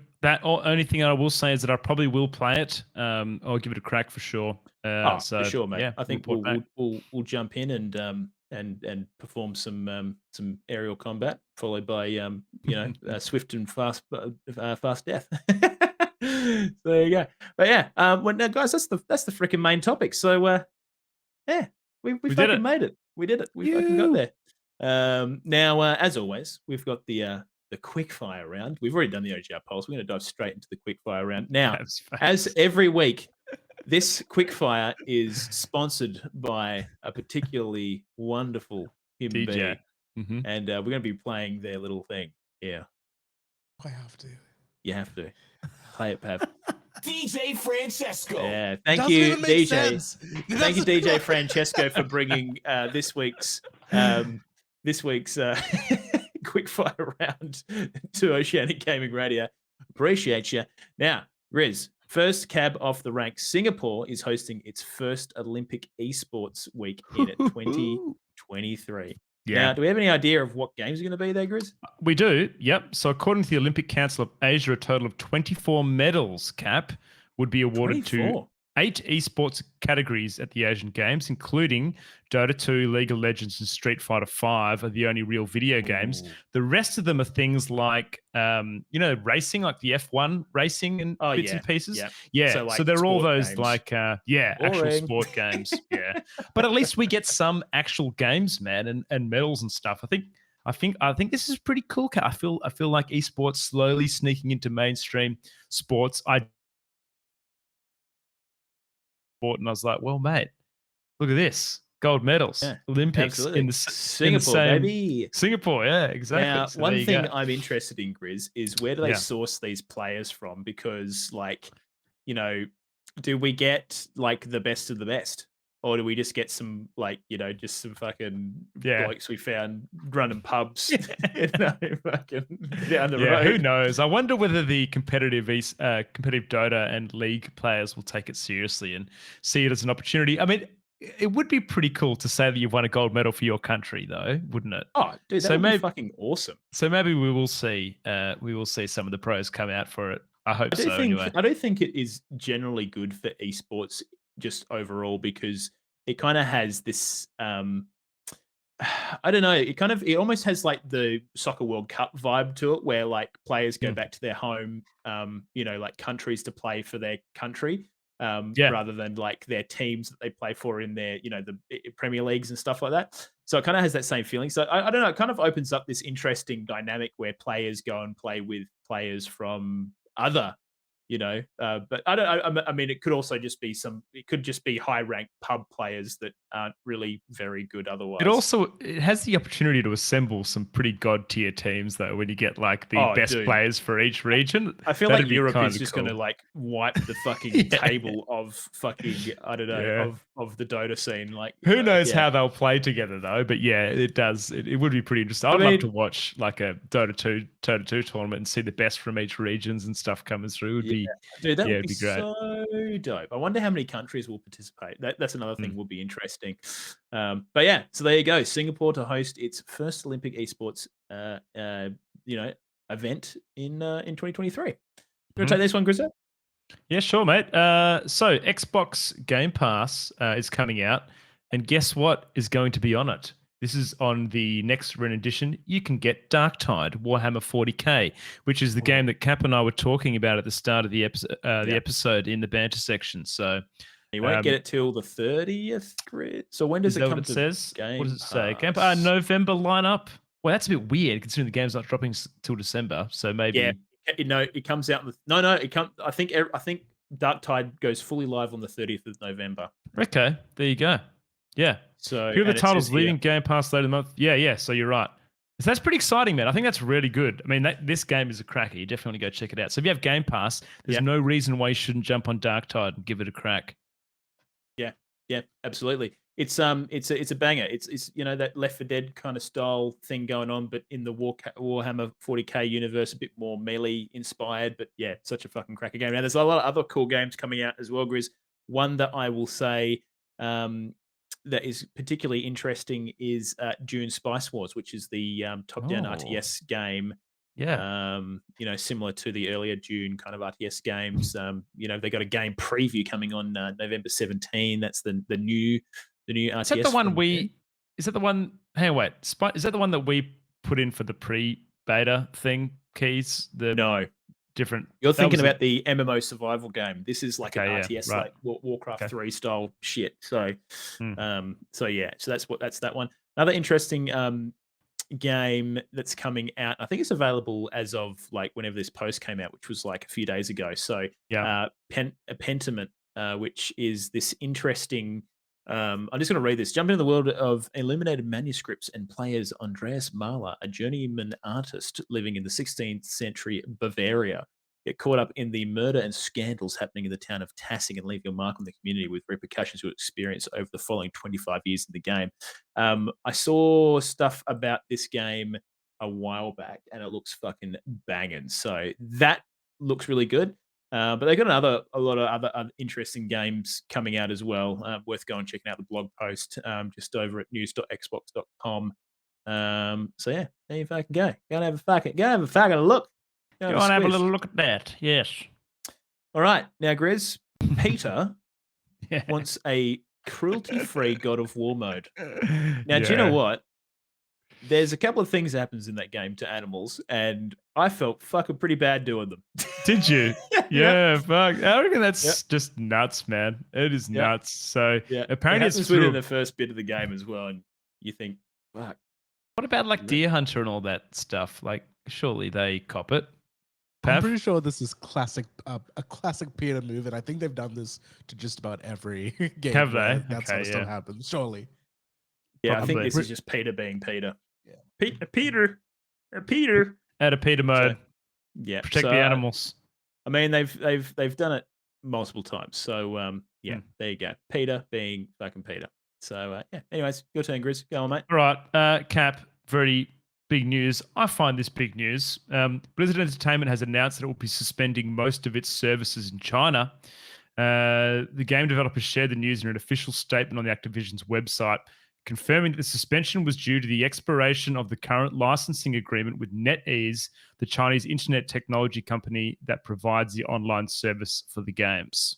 So this includes World of Warcraft, Hearthstone, Warcraft 3, everything. Overwatch, StarCraft, Diablo 3, Heroes of the Storm, full lot, not available. Yeah. It's kind of crazy because I assume this is going to put a lot of people out of jobs. Oh, you reckon? Yeah, well, I'd assume so. I mean, if they're not operating in China for the foreseeable future, then Yeah. I would assume that means a lot of jobs are going to go out the window. Not dev jobs, but I'm talking things like community managers and people who just like literally operate in the like Blizzard China, like support crews and stuff like that. Like I would assume that just goes. I wonder how Um, many like WoW players play in China. Do you reckon you can get around this with VPNs and stuff, Cap? Like, I think or China's like pretty hectic. Like is I it? don't know how easy it is to do that kind of shit. You, And if you do it and you get caught, I think you basically go to jail. shit. So, Do you know what is interesting though, Cap? Diablo Immortal is still playable. So it's Oh. covered under a separate agreement between the two companies. So that will be the only.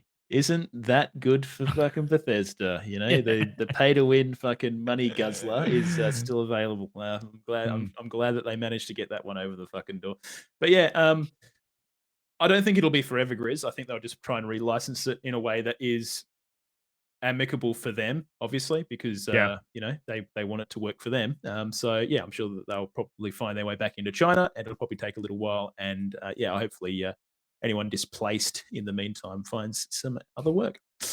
Now, Grizz, scammers have stolen a free Superman Unreal 5 demo and resold it on Steam. Bunch of How, fucking dude? knobs. How can you sell shit? Can anyone sell shit on Steam? Can they? How does that work? Effectively, yeah. So basically, what they did is they stole this Superman Unreal 5 demo off the marketplace, effectively, and downloaded it, and then just like uploaded it to Steam, and then charged people money for it. Huh, Jesus, Yep. crazy. And because Steam only does so much when it comes to like authorizing and checking things. So Is the game yeah. any good? Are people buying it? I have no idea. I have no idea. Mm. I mean, there is a really good game that we're going to be talking about shortly, but it's not this game. I didn't look into it. Now, Yeah. Cap, this is worrying for this podcast. I swear we've talked about Sonic every episode for about the last 6 episodes, and I'm about to do it again, turning into a Sonic podcast. The Tokyo prosecutors on Friday arrested Yuji Naka, the 57-year-old creator of Sonic the Hedgehog video game series, because, Cap, he was buying and selling his own stocks because he's obviously got a bit of insider knowledge. So Yeah. Pretty dodgy on old mate. Yeah. Now, I had a brief read about this and Yuji in general, and it seems like Mm. Yuji might have been a bit of a nasty past year. Maybe there was some bad blood between him and Square Enix, and maybe Square really? Enix kind of blew the whistle on him or something along those lines. I didn't read too hard into it. Now, maybe I kind of like just kind of blitzed over it, but that was kind of what I got from the reading I did. But yeah, honestly, the fact that the creator of Sonic might be going to jail for insider trading is kind of fucking mind blowing. Yeah, absolutely, mate. Pretty fucking crazy. Now, another mind blowing thing, and something that I want to talk to you a little bit about this, Chris, because I just thought it was really fucking weird. Gearbox, i.e., the creators of Borderlands, have purchased the indie intellectual property Risk of Rain. Wow. That is nuts. So- Gearbox, what do Gearbox make, Cap? What games? Borderlands. Borderlands games. Oh, man, that could be awesome. I fucking, you know what? Risk of Rain is one of those games that I think I like, but I just don't like the art style. Like, I really like the idea of this third-person shooter role, but the art style doesn't appeal to me at all. I'm gonna try this game called Borderlands, Grizz. Yeah, but it's not roguelite, really. It's like true. It's like a big fucking long story, you know? But I think if Borderlands can get hold of it. Story shit. Yeah, I don't want none of that story shit. Oh my god. It's overrated, mate. No, that's a fair point. So maybe like the Borderlands kind of treatment, but in a more roguelike fashion. Returnal was great. Yep. Okay. I guess I get the game style, that's what I kind of give it to. But yeah, and I was never really hit with the Risk of Rain art style. Have you played them, Kat? No, I've watched a lot of them though. So I know kind of what their jive is. But I just found it really weird that they bought this intellectual property, in all honesty. Like it's not like a big AAA title or anything like that. Like it's just like a really random like little indie game that I don't know. I just could if I had to predict the future, this definitely wouldn't have been on my fucking bingo list. That's for fucking sure. Like, it's pretty like, random. just Now, very fucking random. Cap, speaking of something not on your bingo list, and boy, this blew our minds. I've just posted it in the chat of the Twitch if you want to have a look. But there is a amazing game coming to Steam. It Yeah. is called Day one purchase. I Am Jesus Christ, and it is Yes. it actually looks fucking sick, by the way. And do Yeah, it go actually watch looks the really video. good. It is the story of Jesus Christ, Skyrim, pretty much. I would it's say. like it even has like him doing like the whole Skyrim like blending like two spells together to like create wine basically like with his hands. It is it's literally like a first person Jesus Christ simulator in like the style of Skyrim but set in like Jerusalem, Nazareth and all that kind of shit. Like it's fucking mind-boggling that this like game curing even children exists. of their illnesses and all that kind of it's fucking stuff. bizarre. Like he goes and fucking like does the whole catch the fish thing from the water and like goes and turns water into wine. Like you go and play as Jesus and it actually looks legitimately pretty good. Yeah, like, it looks fucking sick. Whoever has done the graphics and game dev work on that has spent a bit of time. Pav, what are you saying, Pav? You like it? I can't like I'm into this, but I Yeah. can't tell if this is blasphemy or like religious promotion. Like, Well, this is what Cap and I were talking about last night. We were saying that. Well, I don't actually. Maybe I'm not going to say this, but this is popular media, Pav. Right? Gone are the days of door knocking, mate. Now they're developing games to convert us to Christianity. That's what I reckon, anyway. I don't think you're wrong. There's one part of the game where he literally goes into like the blood vessel of the child and is like healing the blood vessels. He's like in the actual vein, and all the red blood cells are moving past him. What fucking maniac made this game? I would love to know if this is just a massive piss take and someone just like went super hard on this. Because like, dude, it looks real, legit serious. Yeah. Like even the soundtrack. Started off as shit take, ends up actually being used for like exactly ends up converting being people. fucking amazing. So yeah, Well, I I'll mean, be doing a full playthrough. I tell you that right now. So once again, guys, you can Google it. I Am Jesus Christ coming to Steam. Check it out. Go and Actually, check out the YouTube trailer. It's fucking phenomenal. It's you'd never see anything quite like it. So there you go. Now, Grizz, we got two more. We'll quickly touch over this the other one again, but we've already sort of spoken about it already. But this one last story that's brand new. Rift was the MMO. That is something completely different.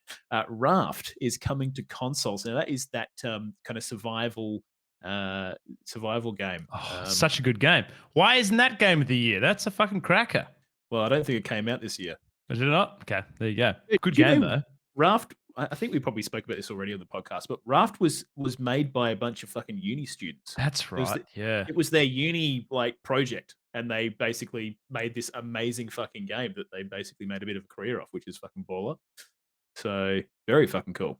But yeah, so it's coming to consoles. They're currently working on getting it live for consoles, which I mean, most survival games seem to make their way onto consoles eventually. So Yeah. there you go. Now, the final one, I'm just going to quickly take it, Grizz. Go for it, We mate. already kind of spoke about this. Elden Ring has reached 17.5 million copies sold. That's crazy, dude. It's a lot. Again, it's a lot of copies. They've done well. Yeah. They're going to sell even more when the DLC comes out. Cap, won't they? Too. All right, Grizz. Do you think at the Game Awards we get a DLC trailer? Is that have people done that before at the Game Awards? Announced drops of things. Well, yeah, they have. Yeah. Okay. Absolutely. Well, yeah, I do think so. Yeah. Absolutely. Yeah. Otherwise, we'll have to wait until the Summer Games Fest comes when they announced Elden Ring last time, which is a long fucking way away now. No, we're due for it, mate. They're starting to introduce stuff into the patches. We've been talking about it for a while. It's definitely coming up. It's happening soon. I tell you what, Grizz, I am frothing for some more. Yeah, Elden you're Ring ready. DLC. It's Please too many give it to me. games, man. I need to write a priority list like I do at work every day. Get into work and I write my priority list. I'm going to do that with my video games and put it up on my stream wall. Just so I can. Nice, dude. It's a Priority good idea. list. That's some adult shit, dude. I never be doing that. All right, Grizz. Well, that's it from us, everyone listening at home. Thank you always for jumping in and saying, well, you didn't say good day, we say good day, but just having to fucking listen to us. We always appreciate it. Now, if you do one thing for us, go and tell a friend about this podcast. We'd really bloody appreciate it. Let them know what we do. And we just want to get more people listening to this podcast. It'd be fucking excelente. Now, what else have I got to say? As always, thank you to our wonderful Patreons. As always, we bloody appreciate you guys. You know who you are. We've announced the fact that you guys exist at the beginning of the show. And if you'd like to become a Patreon, all you got to do is go to patreon.com/OGR show. I'm pretty sure that's the link. If it's not, just fucking do a bit of a Google. I'm sure you'll find it. Now, what else I got to say? We record live every Monday night, Australian Western Standard Time, from about 7 p.m. AWST. Mhm. You can come in here and talk shit in the chat alongside people such as Snipper AU, Kamikaze Cracker, Sukai AU. What else we got in here? Blue Streak. We had Mutant Hippo in here as well.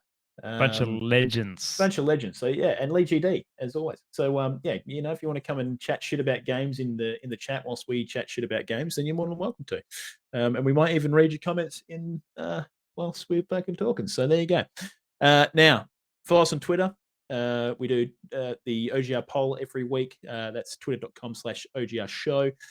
And other than that, we've got a Discord channel that you can go and join as well. So go and check out the links in this episode description if you're listening from home, or if you're in the Twitch chat right now. I'm sure you'll see the links in Twitch chat. So yeah, that's about all from us. I think next week we'll be bringing you our opinions on Warzone, and I'll hopefully play a bit more Pokemon and see how I go with the gameplay, and let you guys know what I think of the gameplay. So there you Le go. gameplay. Le gameplay. So anything else from you guys, Pav and Grizz? All good from me, mate. Ripper episode. Thanks, boys. Excellent, boys. Well done. Thank you very much again for listening to the OGR podcast. We bloody appreciate you guys, and we'll catch you guys next week on Monday. Well, you'll probably be listening Tuesday. You're listening via podcast. But anyways, we'll see you next week. Take care.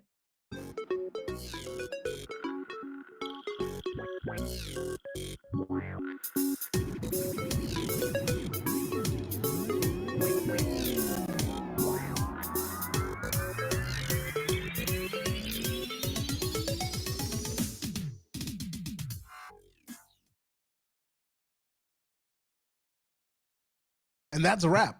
Hell yeah, baby. DJ Francesco. I can't. I'm replacing that next week. We're doing it. No, you're not allowed. I'm removing your privilege to do that. Illegal. Can one of you blokes send me a Dropbox link? G'day, chat, and I'll drop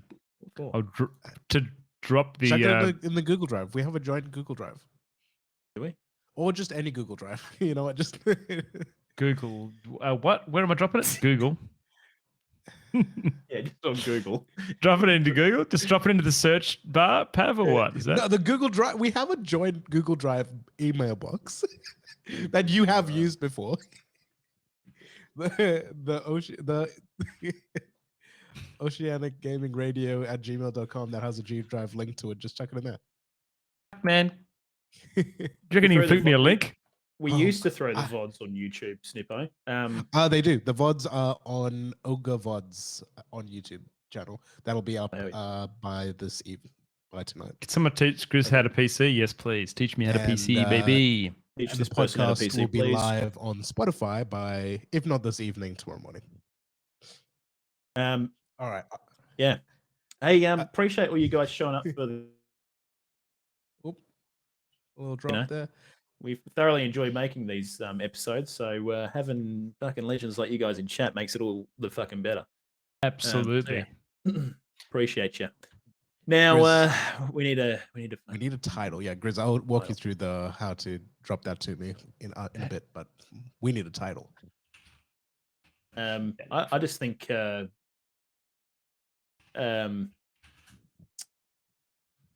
about Pokemon and graphics issues. Mm-hmm. You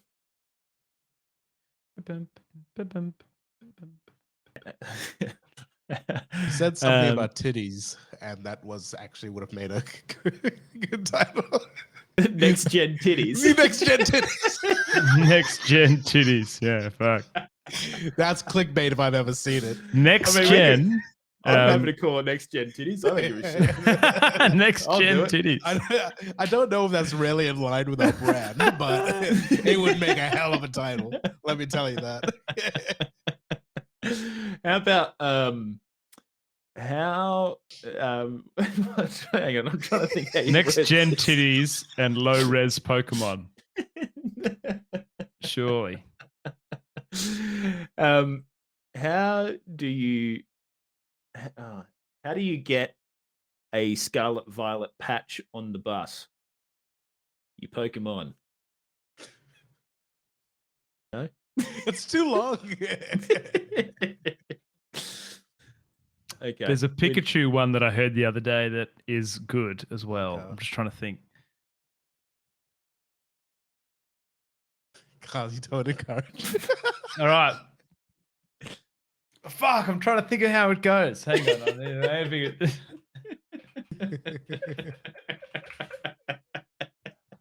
Can't remember the this Pikachu one. This is so bad.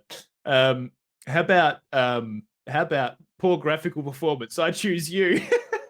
That's pretty good. That's pretty good. Poor graphical performance. Shit graphics? Question mark. I choose you. Yeah. Surely. Yeah. Probably don't Uh, use shit because we don't want rude words in the title. Yeah. Or Poor what did you graphical say again? performance. Poor graphical performance? Question mark. I choose you. Google Drive, is that what it's called, Perf? Yeah, bud. Yep. Is it connected to our spreadsheet or not? No. I don't think so. I choose. No, it's not because it's connected to my one. I choose you. Poor graphical performance. I choose you. Episode 39, boys. Yeah, 39. big pog. God damn. Huge. Almost at the big 50, yo. That's crazy. I think I need to figure out when our 50th episode would be, because I don't think my house is gonna be ready for end of the year IRL episode, but maybe for our 50th episode. Fuck. What am I doing? Okay, where are we going? Who we hitting? Oh, raiding time. Who we hitting, baby? Oh boy, we raiding. I haven't even checked who's online, eh? My drive. How about? God, my wife's created a fucking spreadsheet in my Google Drive called Loz's Christmas Spending Tracker. That's not a good sign. I can go in there and see what she's buying. No, it's a surprise. I actually have no Cheers, idea guys. who we're doing. Who we're rating. You guys choose someone. Let me have a look. What do we got? I got no brain power right now. We We can could take do- it to a GZ friend. Kelosaurus is on playing some Pokemon. Oh, we could do Kel. Let's do Kel. Yeah. Fluke is streaming too, Cap. I don't think we've ever done Kel before. We've done Fluke before though. We've done Fluke. We've never rated Kel. Let's do. All right, let's do it. Cool. Games in Tweed. Great can episode, boys. Thanks, Kazi. You Can I get fucking some legend. smokes in chat? Couple of smorkos. Smoke. Couple of smorkos. Anyone doing the raid, or do you want me to do it? You do it. Cool. I've already done it now. Hey, Anonymous. Anonymous. You freaking go, fella. All right, we'll see you guys on the other side. G'day, Go and fucking Anonymous. say g'day to Kelosaurus. And yeah, we'll see you guys next week. As always, we freaking love you guys. See you next time. Bye bye.